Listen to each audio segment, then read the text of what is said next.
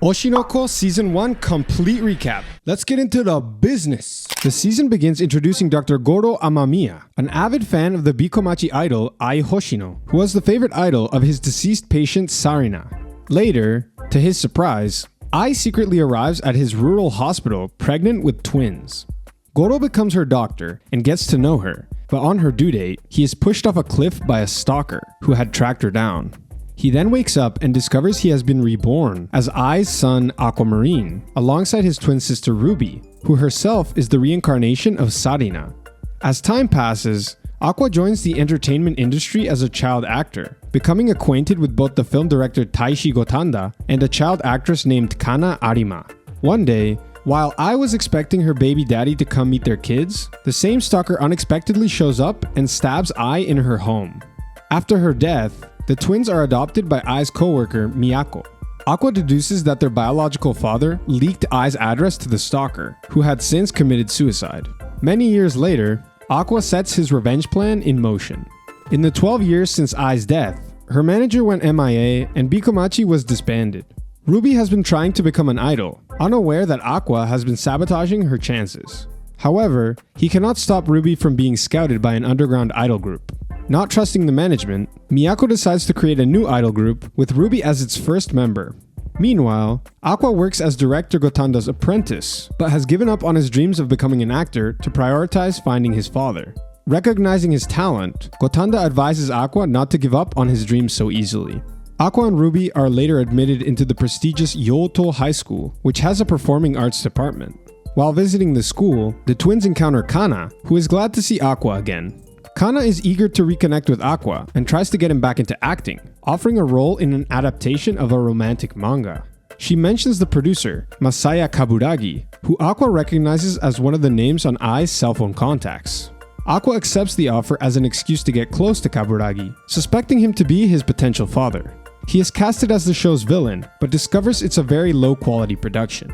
Kana admits the show prioritizes looks over acting ability, forcing her to hold back her own acting talent. She has to compromise as she fell out of favor in the acting industry when she grew older.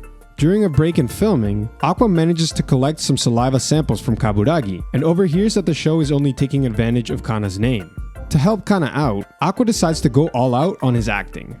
Aqua uses his skills to set up Kana to act out an amazing finale, which ends up earning praise from the viewers still watching.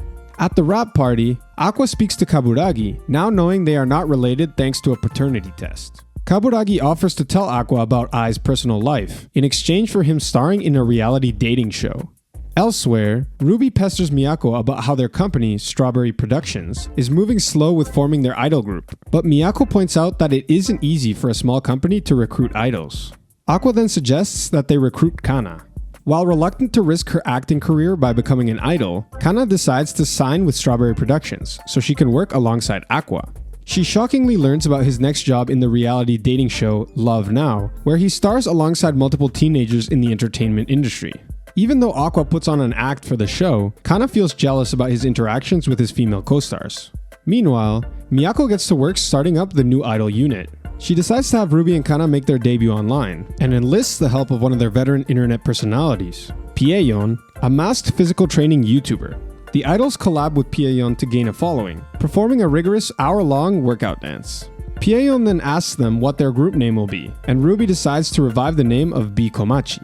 As the Love Now season continues, Aqua comes to learn that reality show stars are less scripted and more genuine than he had initially thought. The show focuses on a love triangle between the popular members, with the other members taking a back seat. One of the girls, Akane, struggles to stand out and gain attention, leaving her with the least screen time. Under intense pressure from her agency, Akane briefly loses her composure and accidentally scratches Yuki on film. She apologizes behind the scenes, but the fans don't see it, and Akane becomes the target of cyberbullying. Over the next few days, the internet constantly threatens her, causing her mental health to spiral into a state of depression. As she tries to end it all, Aqua intervenes. Aqua narrowly saves her life, and Kana cautions Ruby about the dangers of online hate culture. Aqua and Akane are brought to the police station, with the cast joining them and comforting Akane. Angry at the show's editors for painting Akane as a villain, Aqua concocts a plan. First, he leaks news about Akane's attempted suicide to the media. The cast then creates a video to restore her image. The video proves to be a success, and most of the harassment against Akane dies down. After the commotion, Aqua reveals his affection for Ai, and Akane aggressively studies her to emulate her behavior. At the next filming session, Akane officially returns to the show, and she perfectly mimics Ai's personality. Aqua gets completely overwhelmed by her mimicry, and talks to Kana about his feelings. He realizes he has no particular attraction to Akane herself, however he recognizes her skill. Acknowledging her usefulness, Aqua decides to manipulate her. On the final episode of Love Now, he openly kisses Akane on camera, to Kana's annoyance. At the rap party, Aqua meets with Kaburagi, who agrees to tell him all he knows about Ai and arranges a meeting. He then talks with Akane, and they both agree to pretend they are dating to keep up appearances. After the party, Aqua's co-star Memcho teases him about Akane and reveals that she had originally wanted to become an idol but gave up after several setbacks. Aqua then offers her the opportunity to join Bikomachi, which catches her off guard. Miyako interviews Memcho and correctly guesses that she is much older than she claims to be. Memcho explains that idol age restrictions led to her becoming a YouTuber. Despite this, Ruby and Kana decided to accept her into the group.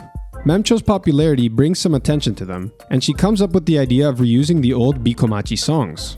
However, Kana has difficulty keeping up with Ruby and Memcho during training, and she acts coldly towards Aqua due to the kiss. Aqua meets with Kaburagi again, who reveals Ai's secret lover is likely a member of Akane's theater group, La La Li.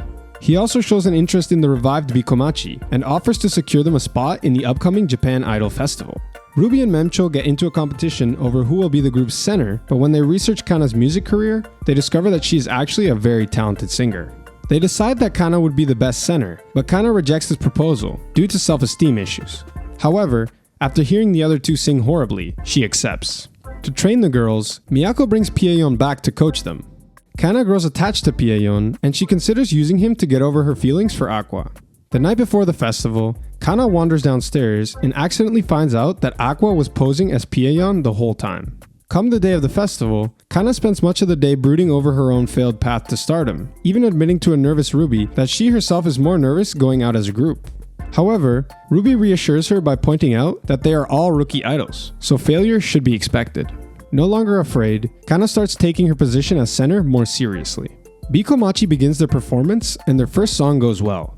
However, Kana begins to lose self-confidence when she observes that the majority of the audience are only there to see Ruby and Memcho. Thankfully, she sees Aqua cheering them on and suddenly finds her motivation.